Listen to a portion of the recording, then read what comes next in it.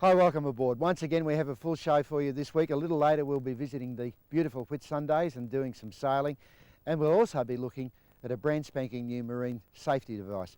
But first up, last week we showed you the 1998 annual Honda Marine Dealers Conference, which was held at Sanctuary Cove, one of the features of which was the release of the new 115 and 130 horsepower Honda outboard motors. This week we're going to look at the motors in detail.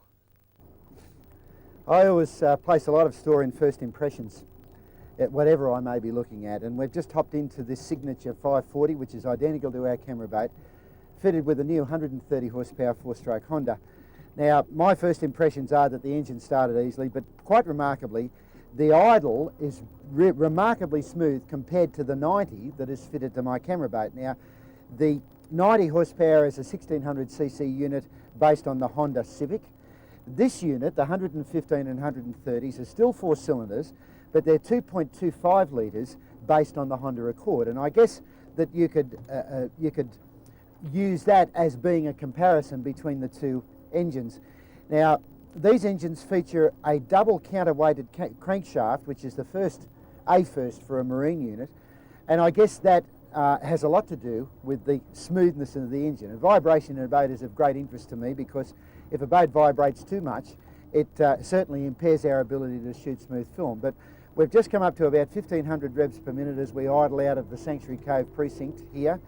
There is little or no engine noise. In fact, I can't hear any more noise from the engine than I would expect in a car.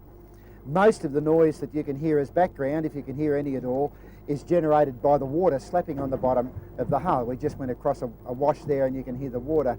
Now we'll just accelerate a little further up to 2,500 revs. The boat has lifted her nose. Obviously she's just about ready to come up on the plane. We'll just wait for a little boat to go past there. Again, the noise level hasn't appreciably increased.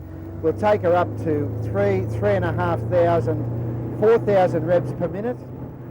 The boat is accelerating quite strongly onto the plane, and again that's an interesting feeling, because as you accelerate in this boat, it gives you a feeling of quite definite and positive acceleration. This boat really gets up and goes. Now we're at 4,000 revs. I'm still talking in what amounts to normal tones. In fact, the only reason my voice is up a bit is to overcome the water noise on the boat. We'll accelerate up to 5,000, trim out a little, and we're up to 5,250 revs. The only noise you can hear from that engine is intake roar, which is extremely efficiently muffled anyhow, but it's impossible to get rid of it completely. We're just coming up with a little bit of trim. We're coming up to 5,500 revs. The intake roar has settled in. But in spite of the fact that these engines demonstrate quite astonishing fuel economy, I can't see anybody needing to drive these boats at more than about 4,000 revs per minute, unless they're looking at pulling a water skier. Just turn around and have a look. We can go around here.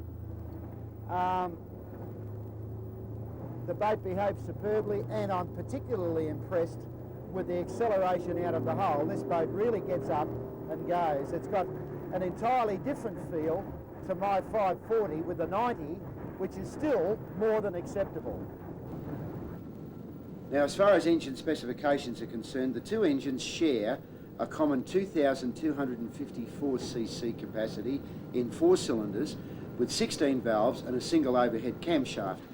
Now, they inherit the crankshaft, the conrods and the valve train from the Honda Accord. The rest of the engine is entirely new, and the entire engine is made by Honda, including the lower unit and the gearbox.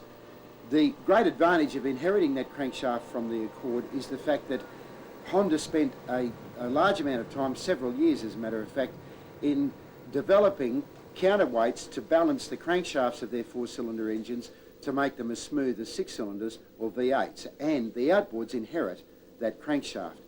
Now, one of the interesting features of the engine is that the flywheel is mounted beneath the power head rather than the common position on top. That again makes the engine smoother. It minimises harmonics and torsion within the crankshaft, and it moves the centre of gravity of the engine much lower, again making it more stable.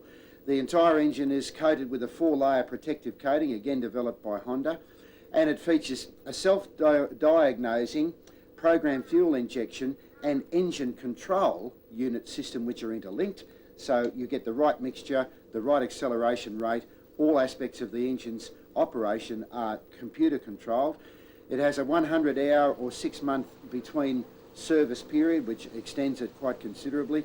And the engines have been designed to meet US environmental emission standards for the year 2006, which involve a 75% reduction of emission standards over those of 1997.